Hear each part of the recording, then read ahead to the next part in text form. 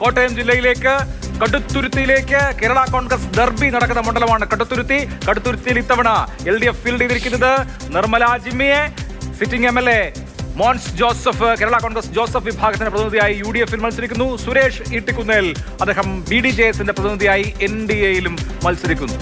കഴിഞ്ഞ തവണ Stephen George നല്ല മത്സരമാണ് അവിടെ കൊടുത്തത് കടുത്തുരുത്തിയിൽ മോൻസ് ജോസഫിനെതിരെ. അതായത് 40,000-ൽ നിന്ന് 4,000 വലിയൊരു ഷിഫ്റ്റ്. ആ തെരഞ്ഞെടുപ്പിൽ ഏത് കേരള കോൺഗ്രസ് ആണ് കരുത്തരെന്ന് തെളിയിക്കുക എന്നുള്ളത് കേരള കോൺഗ്രസ് തമ്മിൽ മത്സരം ഉണ്ടായിരുന്നു അവിടെ. അപ്പൊ ജോസ് കെ മാണി മത്സരിക്കാൻ നിർദ്ദേശിക്കപ്പെട്ട മണ്ഡലങ്ങളിൽ ഒന്ന് കടുത്തുരുത്തിയാണ്. കേരളത്തിൽ കേരള കോൺഗ്രസിൽ ഏറ്റവും സ്വാധീനവും വോട്ടുള്ള ഒരു മണ്ഡലമാണ് കടുത്തുരുത്തി. അപ്പം അത് സ്വാഭാവികമായിട്ട് പാല വിട്ടു പോകാൻ കഴിയില്ല എന്നുള്ള വൈകാരിക പ്രശ്നം കൊണ്ടാണ് ഒരു പക്ഷേ ജോസ് കെ മാണി മത്സരിക്കാൻ കടുത്തുരുത്തിയിലേക്ക് മാറുന്നത്. കൂടുതൽ വോട്ടുള്ള മണ്ഡലം കടുത്തുരുത്തിയാണ്. അല്ല, അവിടെ പൊതുവെ മോൻസും ജോസ് കെ മാണി രണ്ടുപേരും സഭയുടെ പുത്രന്മാരും സഭയ്ക്ക് വളരെ സ്നേഹമുള്ളവരുമാണ്. ഒരുപക്ഷെ സഭയ്ക്കും താല്പര്യം ഉണ്ടായിരിക്കത്തില്ല ഇവർ തമ്മിൽ ഏറ്റുമുട്ടാനുള്ള ഒരു മത്സരം സഭയും ആഗ്രഹിക്കുന്നുണ്ടാവില്ല. അവിടെ നമ്മൾ വോട്ടർമാർ തമ്മിൽ ചോദിക്കുമ്പോൾ അങ്ങനെ ഒരു സാധ്യത ഉണ്ടാവില്ല.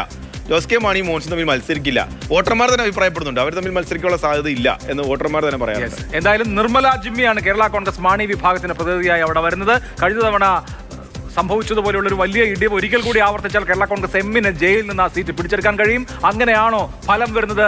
കടുത്തുരുത്തിയിൽ മോൻസ് ജോസഫ് വീഴുമോ? എന്താണ് ട്രെൻഡ്? ഇല്ല, മോൻസ് ജോസഫ് 50% കൂടുതൽ വോട്ട് നേടും എന്നാണ് ട്രെൻഡ് സൂചിപ്പിക്കുന്നത്. 50.32.